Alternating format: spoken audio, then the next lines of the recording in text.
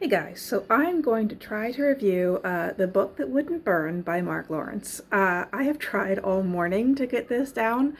I just keep thinking about things after the review. I'm like, shit, I should have added that. Um, so one last try. We'll see how I do. This follows two different POVs, and in Mark Lawrence's style, he tends to write younger points of view, and although that doesn't usually work for me, he doesn't tend to write impulsive, whiny, angsty younger characters like you can sometimes see. They all tend to have fairly difficult lives, which has forced them to grow up early. And so they all tend to be a little bit more mature than you would usually expect from somebody their age. I don't know how old Liberia is, but she's a young girl who has been living out in what's known as the dust. And the dust is very hot, it's dusty, it's basically like a desert-like environment. She's grown up in a village of like 250 people, and it's not somewhere that gets visitors, right? So she's been very isolated. She's not very worldly. But she's spunky. She's named Liberia after a weed. It's one of the only things that will grow out in the dust, and she's just known as the character that, quote, can't be kept down. I liked her. She was, like I said, she's pretty spunky, and she also has unique characteristics that you don't see very often, at least not in fantasy. You get it in sci-fi. She's just really good with numbers. She's never been taught math officially, but she's just got a head for it, right? And when she's introduced to math, it seems like second nature to her. She's like, why is everyone struggling with this? The answer is obvious. It can only be one thing. So like, why can't people just say what it is? And that's an interesting perspective to take.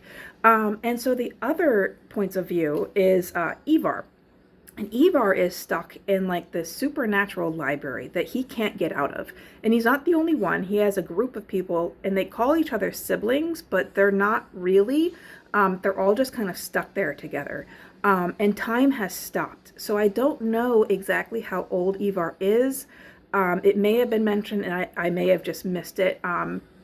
So he is stuck in a library, and in said library, there's something known as the mechanism, and I don't want to get too much into it, but this library, books can come to life, and it's through the mechanism, and a lot of mystery is purposely built into Ivar's story and his arc and the library, so I'm not going to go too much more into the plot.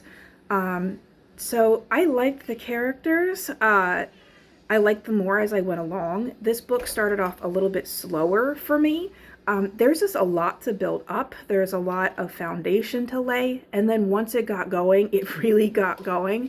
The last quarter of this book, I stayed up past Esme's bedtime.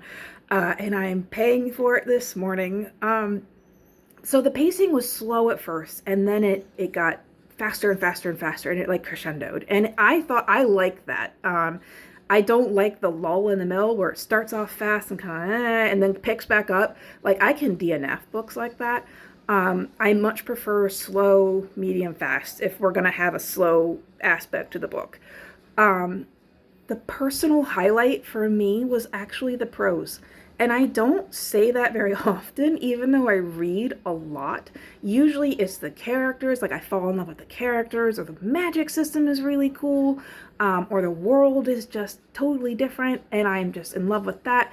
It's not often where I say it is the literal writing of the book that really sucked me in. And, you know, he describes the world, but it's something that I can actually see. And I don't know if that's because Mark Lawrence also has the same issue I do, where conjuring images in my head is sort of difficult. And so a lot of excess descriptors don't work for me. But the way he writes, I can actually see what's going on, which is rare for me and always a joy because I like my head movies. It's just difficult for me to get there. And I'll also say this is probably one of the most quotable books of his. I have not read his entire catalog. I only read the first book of The Prince of Thorns. I read all of The Prince of Fools. I read all of the Nun series, and then the first two books of the Girl in the Moon series. I need to finish that series. So I can't say with absolute um, certainty that this is the most quotable book of his, but for me, I've read a good chunk of his catalog. And for me, this had the most moments where I read a sentence, I was like, wow, I like that. Um, it deals with more real world issues than I've seen in his past writing. Reflections of our world and racism and other issues that we're struggling with. And so I found this to resonate with me more than I think other books have of his in the past, and I've liked his books. So I just like them for different reasons. Each of his series has a different flavor, at least to me. Um, and although sometimes they're similar, they're never the same. Um, and so I think this one is gonna stick with me the most. I had the most fun with Prince of Fools. I thought the world was the best in The Girls in the Moon. Like that, there's an example of where I got sucked into the world. The caves with the glowy shit, that was just amazing to me. And I like Ice World. I like the cold. I like the freezing stuff. So every series of his, I have a different favorite aspect, and for this one thus far, it's been the prose. I have rambled for about 6.5 minutes. That's why I'm like, I can't get this review done because I just keep talking.